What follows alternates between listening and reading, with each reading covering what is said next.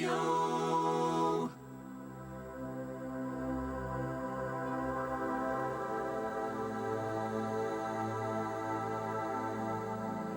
Welcome to Behind the Paranormal with Paul and Ben Eno.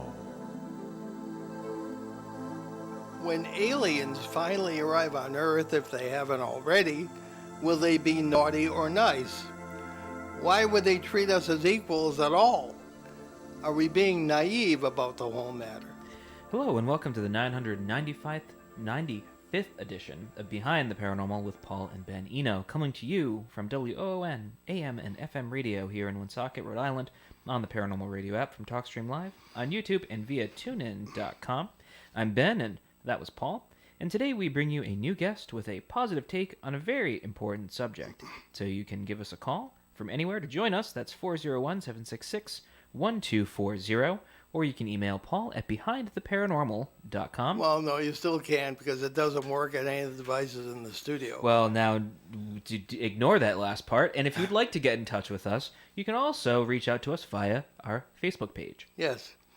A native of New Jersey, Daniel Harari is best known for his writing and his 40-plus years of work in Hollywood as an entertainment industry publicist and owner of the Asbury PR agency in Beverly Hills.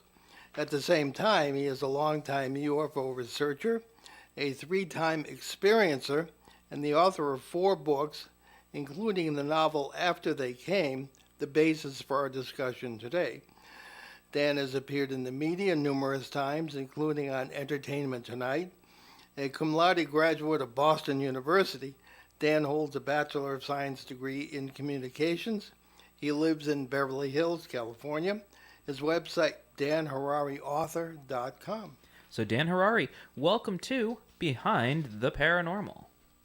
Thank you, guys. Thank you very much. It's nice to see a father and son working together so seamlessly. It's terrific. Well, we do our best. Yeah. So I guess we'll just hop right into it here. So before we get into the book, can you tell us a little bit about your own UFO encounters?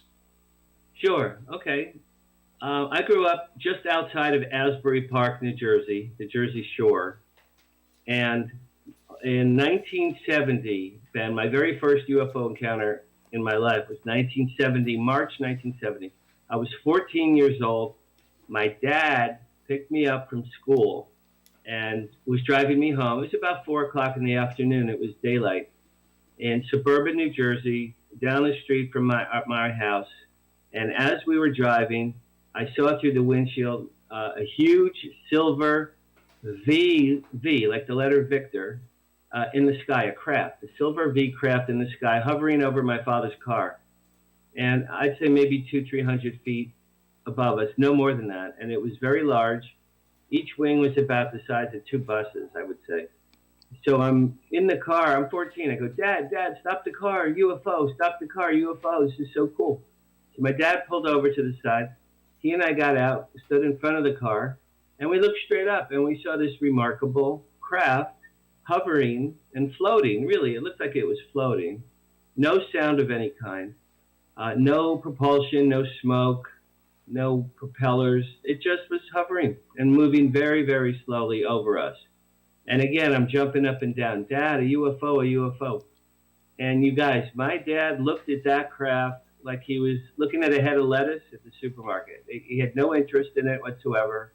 No shock, no fear, no joy, nothing. No reaction in his face. He looked at it like it was an everyday event for him. And then he winked at me and said, come on, kid, let's go home. So we went home, and I remember this very clearly. We had a rotary phone in those days. I called the Asbury Park Press, which is my hometown newspaper, and I said, hi, my name is Danny. I'm 14. I just saw a UFO with my dad, and it was over my street, Dwight Drive in West Deal. And the lady said, Sonny, I can't talk to you right now. We're getting hundreds of calls about a sighting in the sky. I can't talk to you right now. I have to go. And she hung up on me.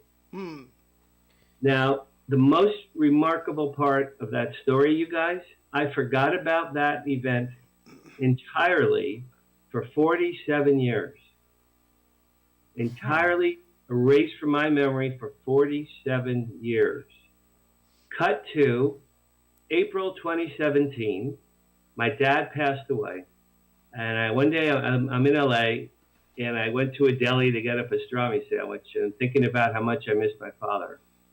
And as I was sitting there waiting for my sandwich, and this is true, something beamed into my brain from above, whether it was God or an angel or my father or spirit. Something beamed into my head from above, and I saw the home movie, let's call it, of me and my dad in 1970 looking at that UFO. I watched it play in my brain. It was like a recall from 47 years later. And I saw my dad's expression, and I remembered my dad winked at me. And you guys, while I'm waiting for pastrami, I'm like, holy S word. My dad knew what that was. My dad knew what that was. It occurred to me for the first time. Now we cut to who my dad was. My dad was Jack Harari. He was an electronics engineer for the U.S. Army from 1951 to 1996. He was based at an Army fort called Fort Monmouth, New Jersey, in the Jersey Shore. And my dad designed and invented missile systems and drones and radar systems, things that flew in the sky and spied on our enemies. The only thing he ever said, I asked him countless times over the years, Dad, what do you do for a living? The only thing my dad ever said, you guys, was, I helped America win the Cold War. That was his answer. Mm-hmm. Now, after I remembered that sighting, and I'm waiting for my pastrami, I took about a pen, and there was a paper placemat on the table in front of me, and I wrote down, write a book about benevolent aliens. Lead character discovers his father knew about UFOs. And then I wrote the letters ATC, all capital, and I did not know, honestly, I did not know what that was. And I just kept looking at it until I came up with After They Came. And I said, oh, I guess I should write a book called After They Came about benevolent aliens. And the lead character knows about UFOs, his father. And then I got my pastrami sandwich. I ate lunch, came home, and that's when I wrote my book for the next 12 hours a day for the next 8 months. So my book sort of was channeled. People have said to me recently that the book was channeled unto me. And I believe that to be true. Well, there you go. I'm struck by the fact that the character, JT or Jonathan Tuckerman, has just turned 70, like me. So that kind of grabbed me. Without giving too much away, we can talk about the book because you want people to buy it and read it. Now, the initial scenario was kind of grabbed me. You got the guy who was going to celebrate his 70th birthday by committing suicide. And he goes into the ocean in your neck of the woods, and he's saved by two aliens who make him their ambassador to mankind. So if you want to talk more about that and why you think aliens of this at least would be so benign, you already talked about some of that. Go ahead. Okay, so again, my dad just passed. I was sad, and I thought, well, I need a lead character by which to interact with aliens in the near future. I set this story, you guys, in the year 2033, so It's only 10 years from now. I'm about to turn 67. So I based the lead to be character 57 again. 67. Oh, 60. Oh, to be 67 again. Okay. So I have a lot of things in my life to be very grateful for. I based my lead character on me, but in sort of an opposite, bizarro world. You know, this guy has his job, his business fails, his children don't speak to him, he's unlucky in love, he owes everyone money, he's about to turn 70. His first wife was killed in a car accident that he caused. Second wife divorced him.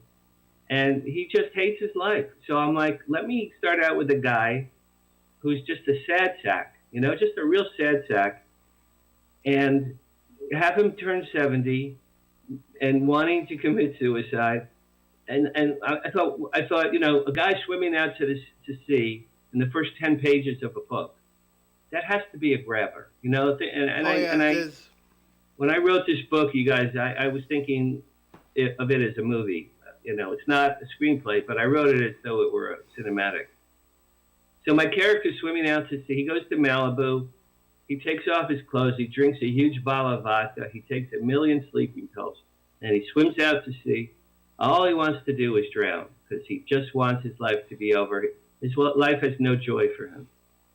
As he's drowning, Paul, as you said, as he's drowning, a huge, beautiful, gorgeous, diamond-shaped UFO, the biggest one the world's ever seen, comes out of the Pacific Ocean. Right above him, beams him on board, saves his life. And then this craft slowly hovers over all of Los Angeles, from Malibu, if you know LA, from Malibu to Santa Monica, West LA, Mid-Wilshire, Koreatown, and it hovers all the way over to Dodger Stadium.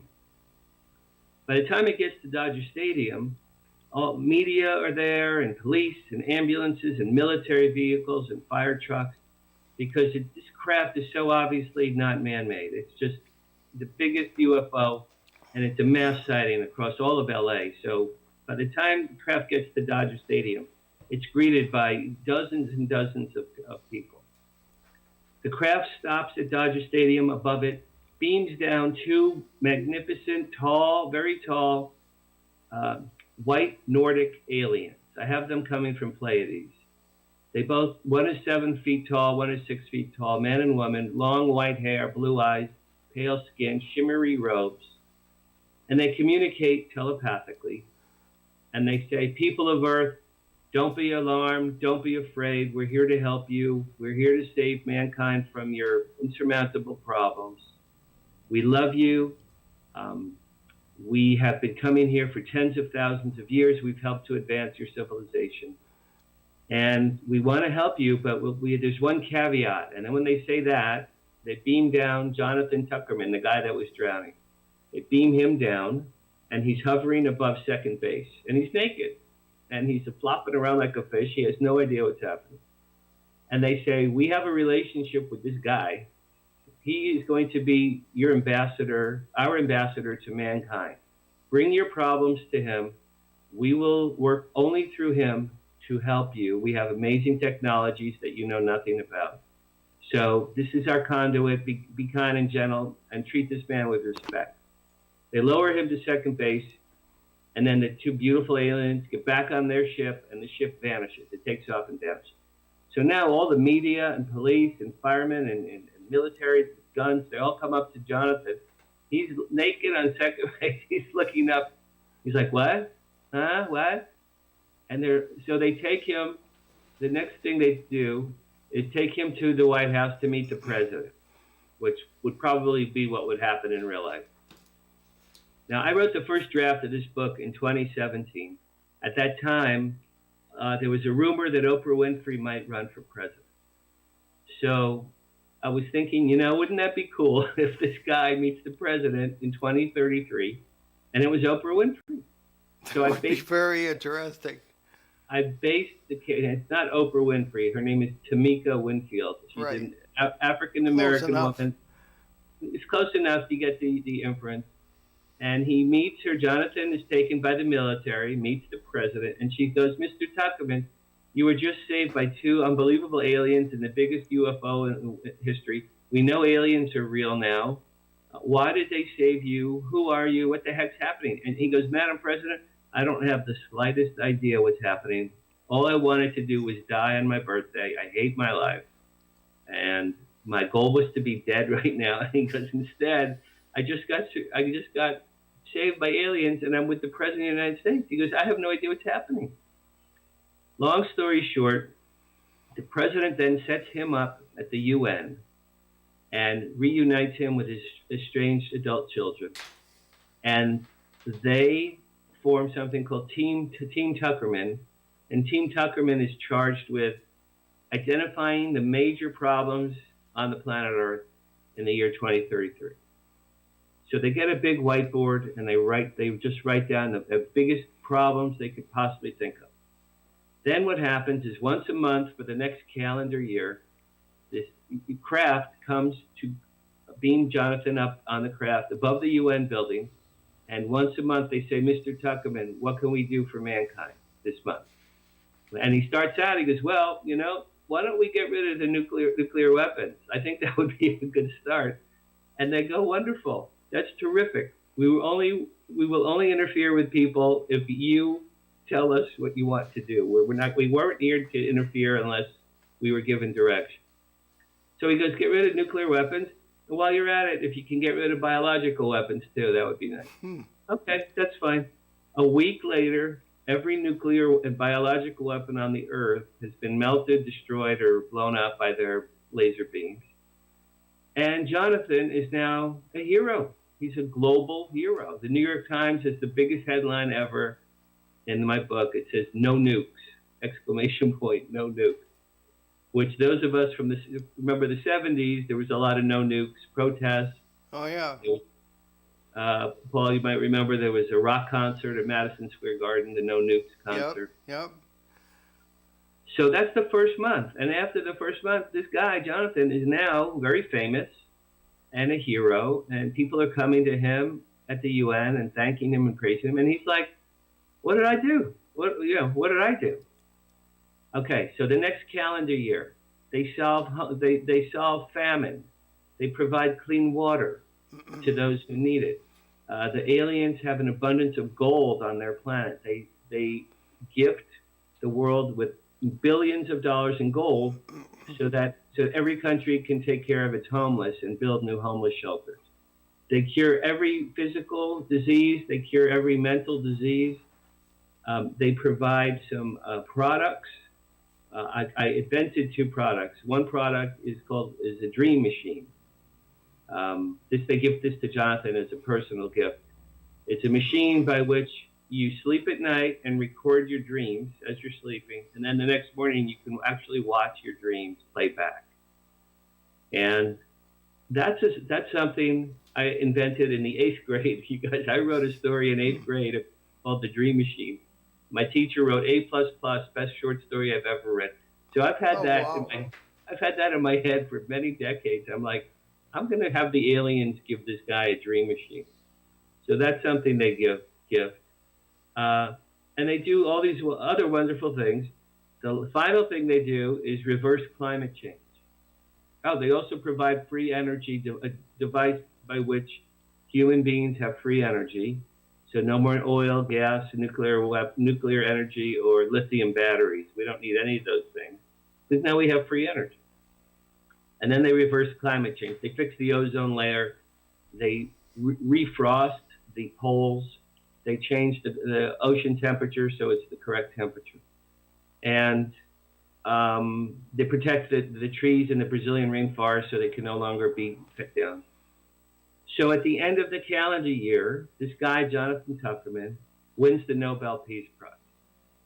That's the first, and Paul, I know you read the book. So the first third of the book, this poor schlub on page 1 is drowning himself because he hates his life and he's miserable. 1 year later, at the end of the first third of the book, he wins the Nobel Peace Prize. His best friend's the President of the United States. He's reunited with his children. He meets this woman doctor and they fall madly in love. And he gets the Nobel Prize. He's the most famous man in the world. And he gives a speech in Norway at a stadium. And he says, I can't believe I'm here. I don't know why they chose me. I'm so grateful for all the people that have helped me do these unbelievable miracles this past year. And he starts crying and he reaches out to his late father. He goes, Dad, this is for you. And to my mother, who's on her deathbed, Mom, I love you. And that's how the first third ends. And when my mother read that part, she called me. She's still alive. God bless her. She goes, Daddy, I just read the third of your book. I'm crying. I said, okay, Mom, that's cool. Okay, well, why is it that, as I read, I got the impression that some of this was tongue-in-cheek on your part, because maybe because I've been a book editor in the past, I'm thinking of alternatives. For example, if you get rid of disease, the planet would very quickly become overpopulated. If you get rid of nukes, we'll go back to the 1800s and huge conventional armies attacking each other that way. It's like you get rid of guns, people start stabbing each other. So if you were not tongue in cheek, you have a lot more faith in human nature than I do, aliens or no. What's the I addressed all those things. One of the months of that first year, Paul, the aliens provide a pill to humans, so every female on Earth can only have 2 live births, and then no more. It regulates female. Oh, I forgot that bit. Right. Yeah. So they address overpopulation. As far as guns and armies and weapons go, the female character hypnotizes everyone on Earth to no longer have hate or anger in their hatred or anger. So they get rid of guns, they get rid of armies, they get rid of all war. I mean, of course, this is all pie in the sky.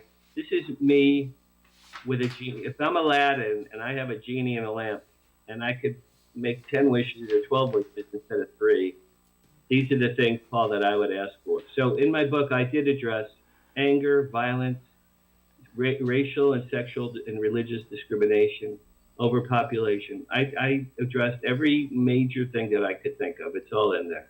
No, it is actually. But philosophically, the question arose for me, is this morally right? Are we, do we have a God here that's doing what humans think God should do, and that's solve every problem? Or are we taking away free will? And, albeit the bird in the gilded cage thing, bring peace and all this stuff at the price of freedom, or is that a good thing or a bad thing? Well, that's true. I mean, I'm the author of a book. So as the author of this book, I played God.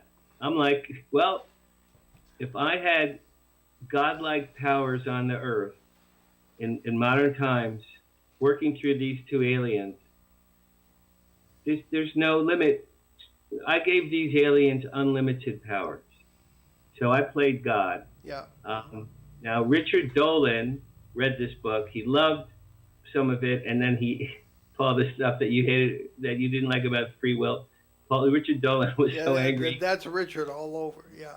He called me yelling and screaming at me for about an hour, how much he loved the first half of some of the book. He loved, said it was incredible, and then he hated when I took away free will. But you know what? Look at the world today. There are wars. There's unbelievable political discord.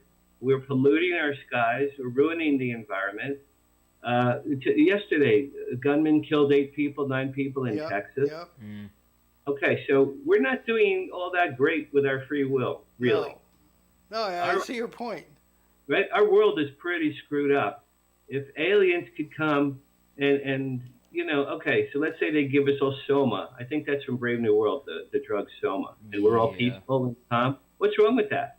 If these are benevolent aliens who are not coming to kill us or eat us, like the famous Twilight Zone episode To Serve Man, right? Everyone loves that, including me. I watched it the other day again.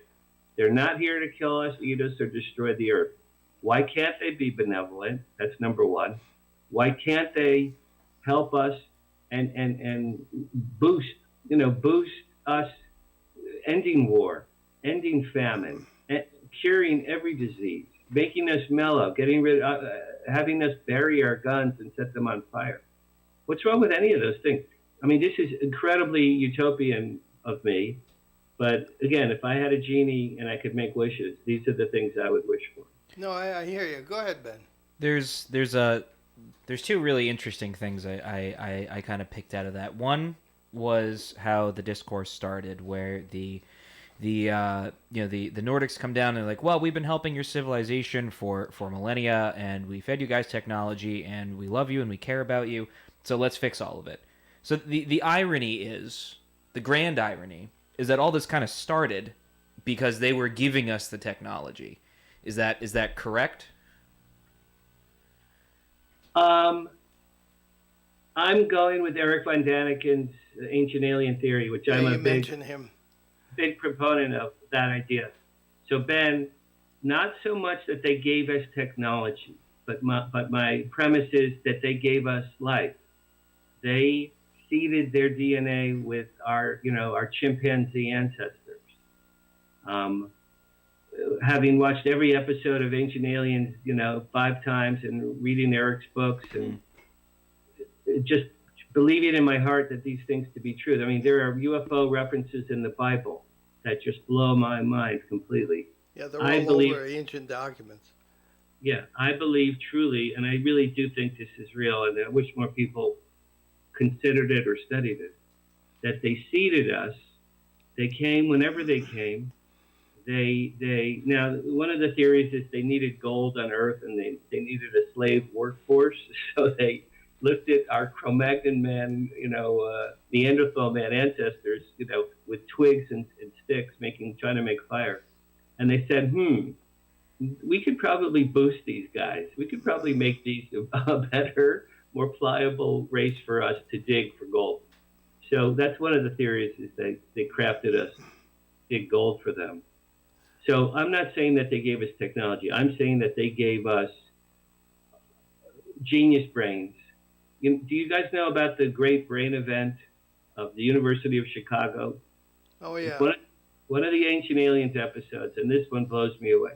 50,000 years ago, according to the University of Chicago, mankind had a great brain event. What that means is, from our ancestors to modern Homo sapiens, in the course of a very short period of time, 50,000 years ago, our brains became highly developed very, very quickly, far faster than normal evolution would have happened.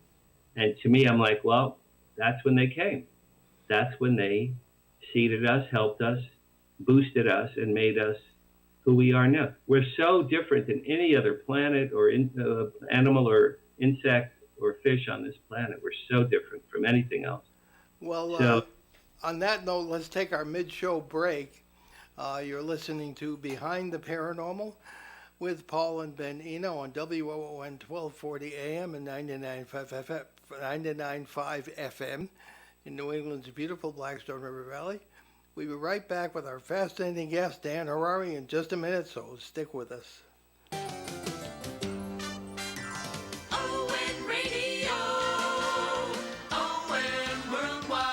Hi, this is Joe Callahan, your maitre d' inside the Tiki Bar, heard Monday nights at 6 on ON Radio. It's one full hour of Jimmy Buffett music.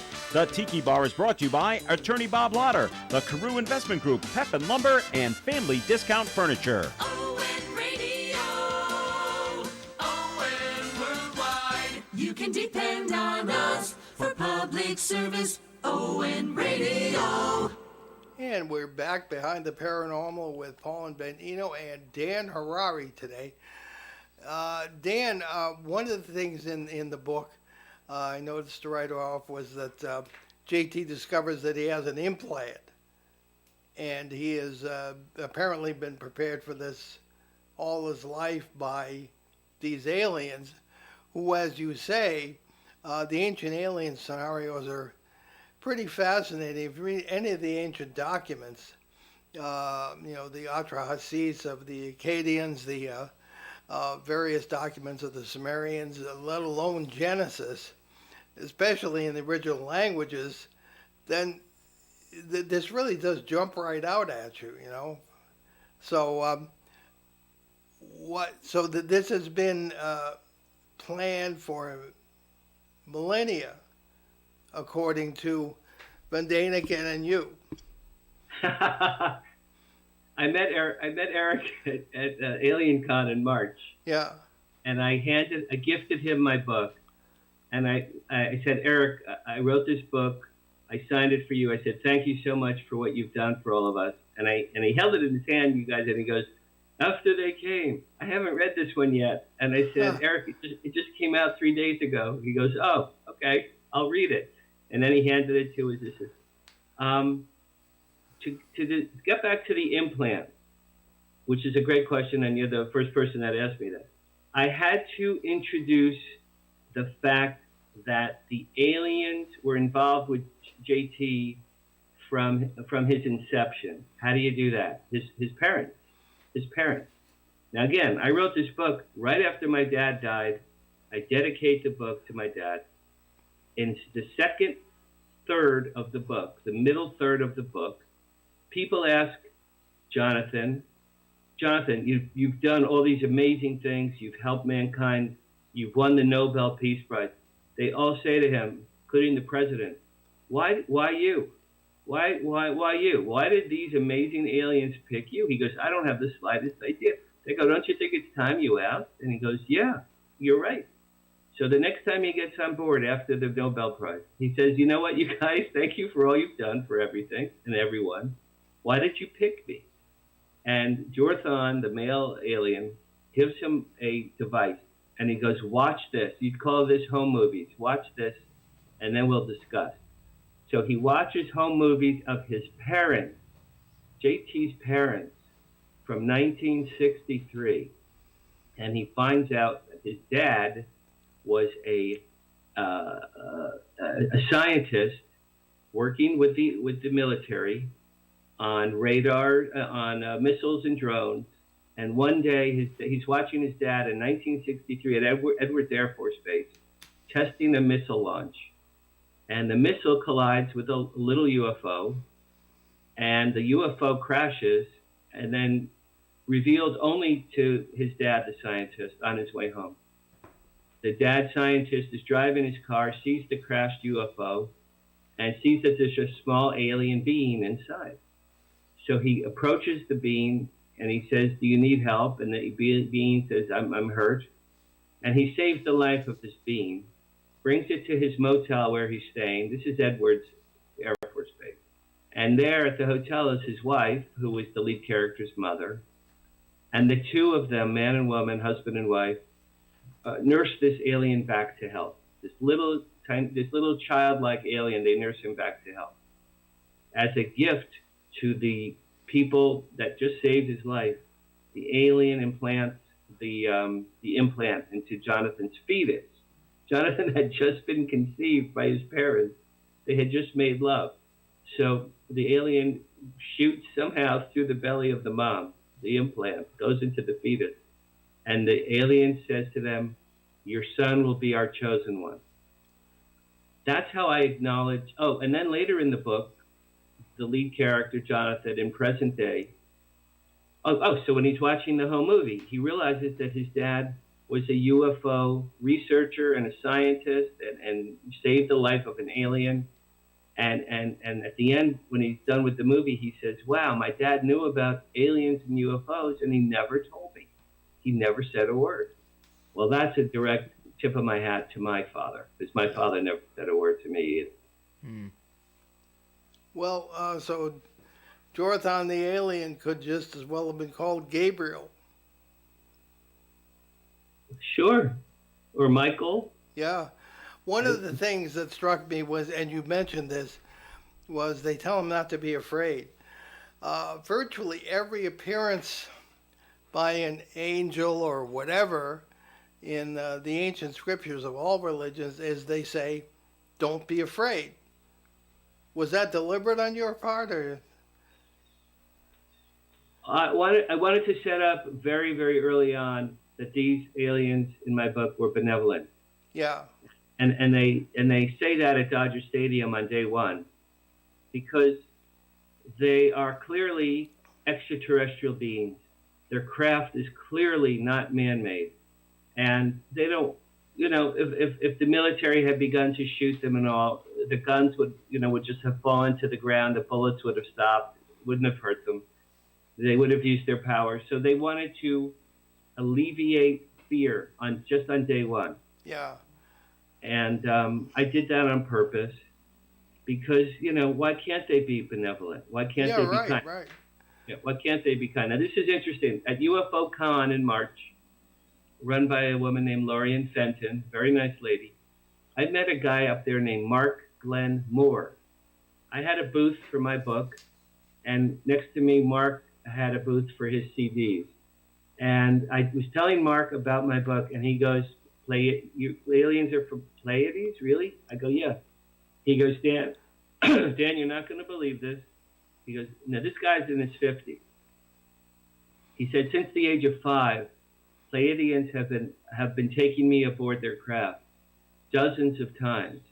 They're benevolent, they're kind, they look exactly like you described, and they've been teaching me the ways of the universe. And he was dead serious. He read my book, and the other day he called me and goes, Dan, this is one of the best books I've ever read in my life. He goes, I have no idea how you describe Pleiadian aliens so accurately, but this has been my experience my whole life, that how you describe them is how they've been treating me since the age of 5. So I thought that was very serendipitous. Yeah, And, well, Dan, I want to get into, Ben has a question too, but before we proceed, tell people about your website, where people can get the book, etc. Sure. After They Came is my book, and my name is Dan Harary, Harary, rhymes with Ferrari. Dan Harary Author, danhararyauthor.com is my website. I have other books up there. My first book came out last year about my Hollywood career. That's called Flirting with Fame. And that's about the many, many major celebrities I've met or worked with since the age of 16. That was a very fun book. After They Came is on Kindle or paperback on Amazon. I may do an audio version. I'm thinking about it. And so Amazon for After They Came, and Dan Harary Author. If you'd like to reach out to me, I'd love to hear from you. I've been getting emails from all over the world lately, so I think I'd love to hear from you guys. Okay. Go ahead, Ben. So there's this really, really interesting essay that was written by a philosopher by the name of Thomas Nagel, and it was called "What Is It Like to Be a Bat?"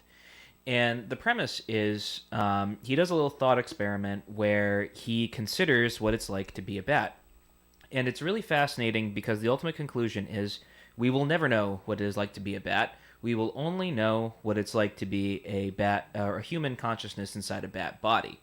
So it's kind of like, we can think, well, I'm a bat, I'm going to do bat things. We're flying around, we're doing echolocation, we're eating moths and all sorts of fun little things. But at the end of the day, we will never know what it is like to be a bat. And it's really interesting because it's a critique of reductionist materialism, where essentially the idea is we can kind of know, we can just presume, well, I know what it's like to be, let's say, an alien, a Bigfoot, a ghost, or etc. But at the end of the day, we really don't. So the problem is that I don't know what it's like to be my dad, let alone, what it's like to be an alien. How can we know that, an extraterrestrial would even have the same moral structure we do? Great question. I go back to Eric von Daniken's theory, and if they seeded us, crafted us, gave us some of their DNA by which to evolve, it seems to me, because I think most people on the earth are kind and mean well. Most people on the earth don't want to kill their neighbors or start a war. So I'd say perhaps it's a tribute to the hearts and soul and brains that the aliens gave us. But I mean, Ben, there's no way to know. Again, my book is a wish list. It's utopian. It's a genie in Aladdin's lamp. This is Dan Harary's version of a lovely, peaceful, and kind world. People have open hearts and open minds. And as I'm personally looking at 70, I'm thinking, I hope in my lifetime, and certainly my daughter's 33, and I hope in her lifetime that they do come and that they are benevolent and they tell us who they are and why they're here and what they've done all these years. What do we get into? I'm sorry to interrupt there, but we have a question for the listener. We wanted to get in before the end of the show. You got Peter's question there? Yes, our Colombian connection, Peter Shelley. Peter from Bogota. Indeed, and he writes to us, which we've discussed a little bit, but we can go a little bit more in depth if you have the ability to, Dan. Which is, can you please ask Dan what has he done to find out more about his father's aviation work, and how close was his 1970 event to an aerospace contractor?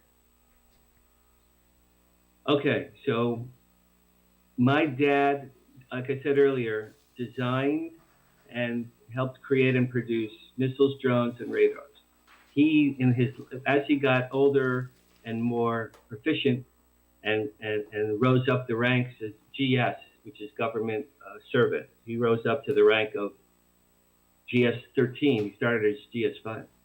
He doled out contracts to TRW and Hughes and Lockheed and things. He visited the air manufacturing aircraft people in Southern California for decades. He used to come out to LA for decades. He went to Edwards and Vandenberg, Fort Bliss, and White Sands countless times to see things flying around up there that he was involved with. So I believe, so here's the thing. When I say that my dad knew what the craft was in 70 after his death, I believe now that it was a military-made craft. Now, again, my dad worked at Fort Monmouth, which was very close by to our house. I believe it was man-made military. I believe my dad knew what it was. And the big picture, I think my dad may have known about or used reversed alien technology. And I'll tell you why I say that part. After my dad died, I called my mother, still alive, and I said, Mom, did Dad ever talk about UFOs with you all the years he worked at the Army? She said no, but in 1951, when he started at Fort Monmouth, they took him down into the vaults at the fort, and they showed him something top secret. And they said, as long as you live, you can never tell anyone what you saw here today. He came home. She said he was white and shaky and pale and nervous. And she said, honey, what's wrong? And he said, I saw something today, top secret, and I could never tell you or anyone as long as I live. And my dad never did. He never revealed that information. So putting all these little tidbits together, I believe what he was shown that day, I truly believe was extraordinary. And I think it was probably extraterrestrial. And I think it was part of his electronics work for the military over the years. I think he was aware. Now think about this, you guys. Roswell was in 47. My dad had this experience in 1951. That's only 4 years later. Yeah. Not that we want you to leave here with a big head, Dan, but we have a comment from Jim right here in Woonsocket, right there at the bottom. Indeed. And Jim writes, I'm currently listening to Behind the Paranormal Show today, and that guy's story is riveting. He should write a screenplay based on that story. It's incredible, and the story is indeed movie-worthy. Well, there you have it, Dan. We only have a few minutes left, but you have another book about your paranormal life, and I'm fascinated by the story of your apartment haunted by your grandfather who turned into a poltergeist. And that's, in my experience, not how it works, but I could be wrong. So could you briefly tell us about that one? Sure. I like the gargoyle one too, but we can't get to that today. I like the gargoyle one too. Yeah. So as I'm getting older, I'm remembering, I have a very, very good memory. And I've been remembering more events as I'm getting older, from the course of my life. I've had, just quickly, my next book, My Paranormal Life, that comes out in January. And after my dad passed, you guys, he visited my room 3 times as a ghost. And then several times after that in dreams, incredibly vivid, lucid dreams, he spoke to me about being dead. So I wrote a lot of stories about my dead father in there. When I was a child, I fell off a billboard sign. A creature saved my life. I think I died because I woke up an hour later in a strange house, and I saw a creature leaving and snorting at me, and it was not human. And my mother goes, "Oh, you were dreaming. I said, "No, Mom, it's my very first memory of my life. I remember it very clearly." The poltergeist story, Paul, that you asked me, I moved in with a girlfriend exactly, what's interesting, exactly 20 years ago. I moved in with a girlfriend here in Beverly Hills. We rented an apartment together. And the day we moved in, I was outside at the truck and she was inside and she heard Joe. She heard someone say, Joe. She turned around. No one was in the house. A couple days later, I was about to light a fire in the fireplace. And you know those long fireplace matches in a round tube? Yeah. I pulled them out all at once, very quickly, and they caught fire like a torch. All 50 matches. I pulled it out in a torch, and it was in my face. There was a torch in my face, and I was frightened to death. And I swear to you, a bluish-white mist came from the dining room through the living room. It grabbed that torch out of my hand, and it threw the torch into the fireplace. That was a ghost. Because I saw it with my own eyes, and I experienced it. It was without question. A couple days later, in the middle of the night, my son and my daughter were sleeping over. My son screaming, Dad, there's someone in my room. There's someone in my room. Something had been knocking on his walls in his room and woke him up. The night before that, a glass was smashed in the bathroom. 3 a.m, a drinking glass had been smashed to the ground in our bathroom for no apparent reason. So finally, my girlfriend, my son, my daughter, and I sit down. And we did a Ouija board. Dear. The other day, George Norrie said, Dan, be careful of Ouija boards. We did a Ouija board, and I said, are you a ghost? And it said, yes. And I said, what's your name? And it wrote, Joseph, right? Now, my girlfriend heard Joe. So this creature, whatever it was, his name was Joseph. And then I said, where are you from? And you guys, this was the killer. It wrote Syria. And then I said, holy S, are you my Grandpa Joe? And it put yes, because my Grandpa Joe was from Syria. You know, how would the ghost know it was from Syria if it wasn't my grandfather? And then I said, well, why I are could you? answer that. And then it said, why? I said, why are you here? It said, to teach. Who are you here to teach? Jordan. Well, that's my son, Jordan. And then, we went back and forth, and I said, look, Grandpa, I love you. Please leave. You're scaring us. You need to leave. And I put yes. And then after that, nothing ever happened. So my Grandpa Joe either was an imposter or it was really him, but he left after that Ouija board session. Well, there you have it. That sounds very much like the first case that I worked on in '73 that turned into a wild and woolly exorcism, starting with Ouija boards. So our advice would be, don't do that anymore, okay? Only did it the one time. Yeah, okay. Well, that's good. We're always saying, what's the funny movie quotes have some are surprisingly apt at times, and in Ghostbusters 2, which nobody likes but me, Bill Murray's character says, that's a trouble with aliens, you just can't trust them. So it's a matter of judgment and good sense. But I must say, your book it's a novel, it's a lot of fun.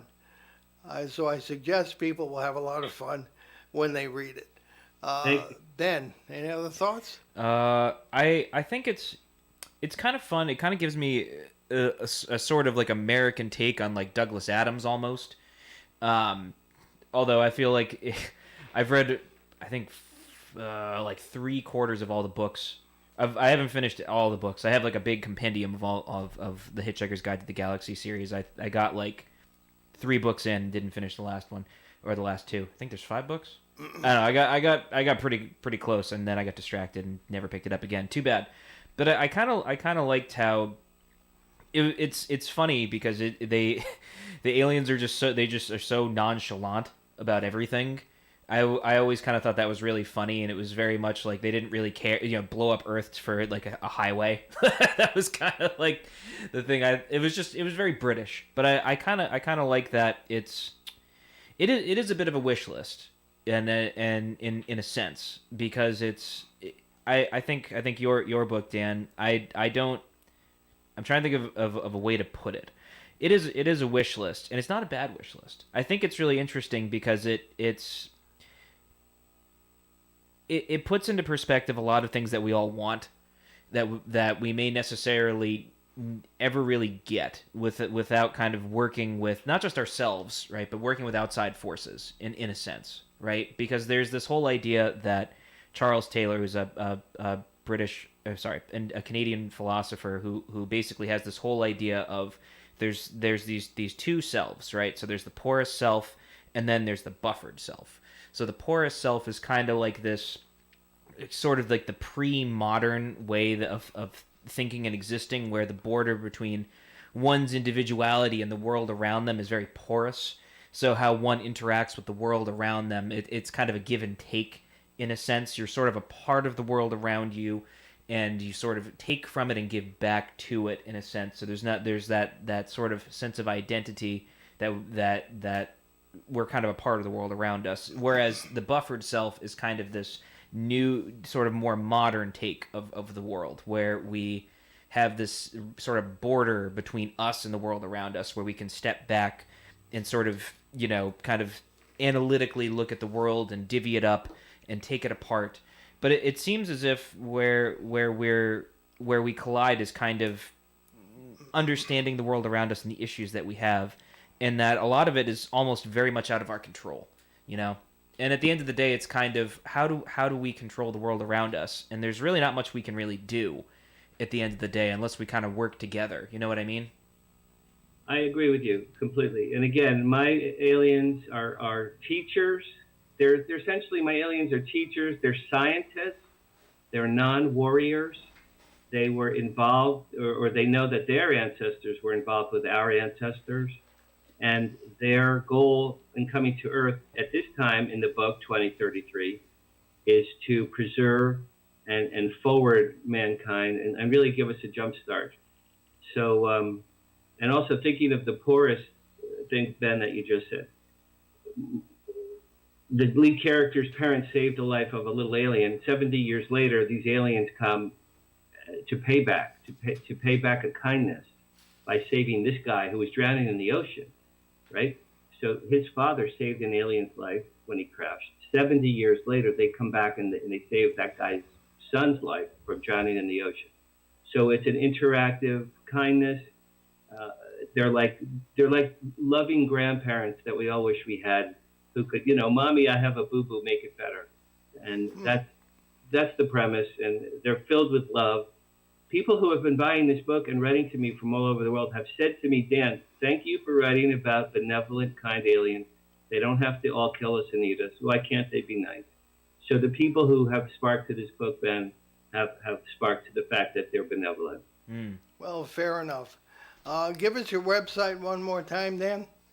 Dan Harary, author. Dan, Harary, author.com. All my books are up there, including the new one that Paul mentioned, My Paranormal Life. That comes out in January.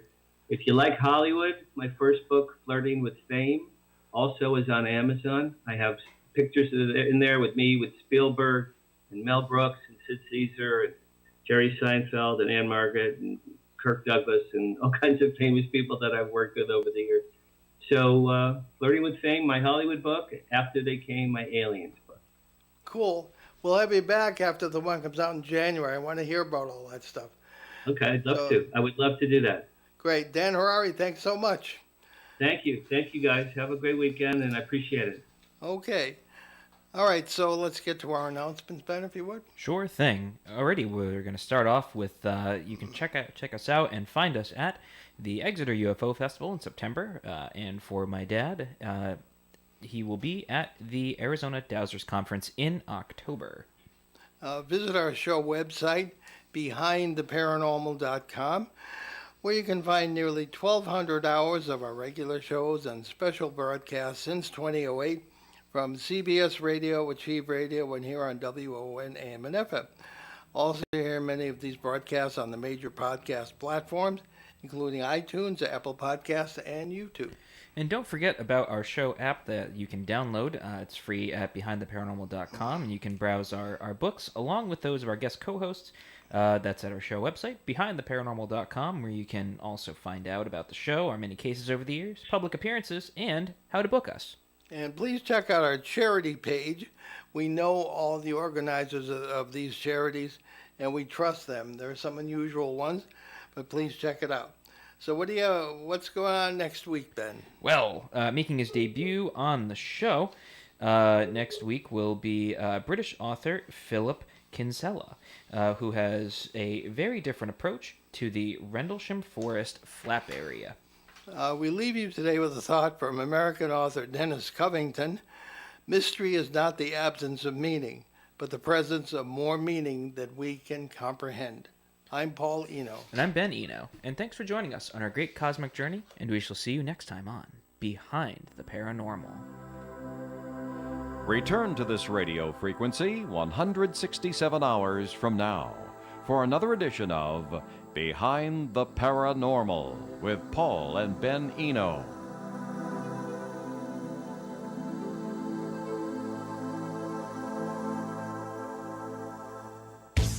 Broadcasting live and local daily from the Navigant Credit Union Broadcast Studio at the corner of Park Avenue and Kennedy Street. This is WOON, Woonsocket Radio, ON, AM, and FM. And now, Premier Networks proudly present Casey Kasem's American Top 40, the 80s. This week's presentation is from May 9th, 1987.